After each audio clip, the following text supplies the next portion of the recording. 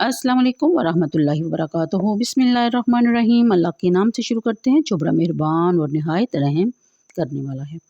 पारा नंबर 26 सूरह हामीम की कल हमने पिछली 3 आयतों का तर्जमा और तफसीर मुख्तसर किया, लेकिन आज जब मैंने आगे देखा तो ज़रूरी समझा कि आपके साथ इसकी तफसील से बयान किया जाए, इसका ज़िक्र किया जाए।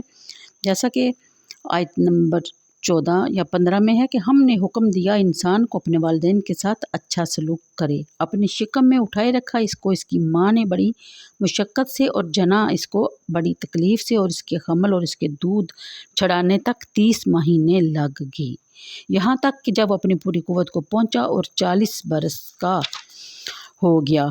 यानी इन आयात के बारे में अगर हम गौर करते हैं और तफसीर के मुताबिक इमाम लिखते हैं कि जब मनी रहम मादर में पहुंचती है तो वहाँ की हरारत की वजह से इसकी हियत में गुनागुन तब्दीलियाँ रुनुमा होने लगती हैं। छठे दिन वो जाग की सूरत इख्तियार कर लेती है।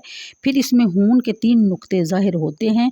दरमियानी नुक्ता बाद में जाकर दिल बनता है, ऊपर वाला दिमाग और दाईं तरफ वाला जिगर। फिर सुर्ख रंग के धागे ज़ाहिर होते हैं जो इनको आपस में मिलाते हैं। ये अमल 3 दिन में होता है। सुबहान अल्लाह। 9 दिन के बाद ये सारा मादा खून में बदलने लगता है और 6 रोज़ की मुद्दत में वो लोथड़ा बन जाता है।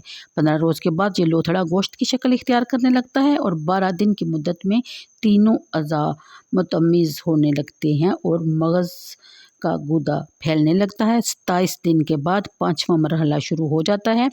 सार कंधों से अलग होने लगता है। पसलियाँ, बाजू और पेट अपनी इब्तदाई शक्ल इख्तियार करने लगते हैं। इस तब्दीली में 9 दिन लगते हैं। छठा मरहला जो 4 दिन का होता है, इसमें मुख्तलिफ अज़ा अपनी महसूस शक्लें इख्तियार कर लेते हैं। इस तरह 40 दिन के अरसा में हज़रत इंसान की इब्तदाई ढांचा तैयार हो जाता है। कभी कभी ये अरसा 45 दिन का होता है और इसकी कम अज़ कम मुद्दत 30 दिन है। इमाम राज़ी फरमाते हैं कि इनकी तबी तहकीकात ने हज़ूर अलैहिस्सलातु वस्सलाम की इस अरशाद की तस्दीक कर दी। युजमहु हल्कु अहादिकुम फ़ी बत्नी उम्मिही अर्बईना यौमन, यानी माँ की शिकम में तुम्हारी अफरीनश 40 दिन में पूरी हो जाती है। बाकी अरसा इस ढांचा को मुकम्मल करने में और इसकी नोक पलक संवारने में सरफ हो जाता है। सुबहान अल्लाह। मैं युसव्विरु फिल अरहामी कैफ़ा यशाहो, यकीनन हर ऐब से पाक है वो ज़ात जो रहमों में तस्वीर बनाती है जैसी चाहती है। सुबहान अल्लाह। इस आयत से अहले इल्म ने यह मसला मुस्तमद किया है कि हमल की कम अज़ कम मुद्दत 6 माह है, क्योंकि यह 30 महीने हमल और दूध पिलाने की मजमूई मुद्दत है। दूध पिलाने की मुद्दत दूसरी आयत में 2 साल मुतय्यन है। वल वालिदातु युर्दीना औलादहुन्ना हौलैनि कामिलैनि, सूरह अल-बकरा में, यानी माएँ अपनी औलाद को पूरे 2 साल दूध पिलाएं, इसके बाद 6 माह बचते हैं और ये हमल की अक्ल व मुद्दत है। हज़रत उमर रज़ी अल्लाह तआला अन्हा के ज़माना में एक औरत पेश की गई जिसने शादी के 6 माह बाद बच्चा जना था।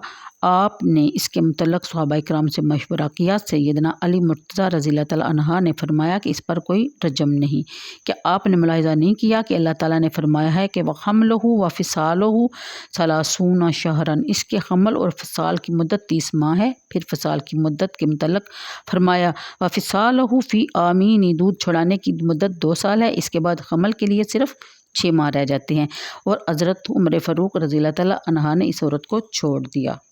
और कदीम अतबा की भी यही तहकीक है। हकीम जालिनूस से मनकूल है कि मैं इस अमर की खोज में लगा रहा कि हमल की कम अज़ कम मुद्दत कितनी है, यहाँ तक कि मैंने एक ऐसी औरत को देखा जिसने 184 दिन में, यानी कि 6 माह 4 दिन में बच्चा जना।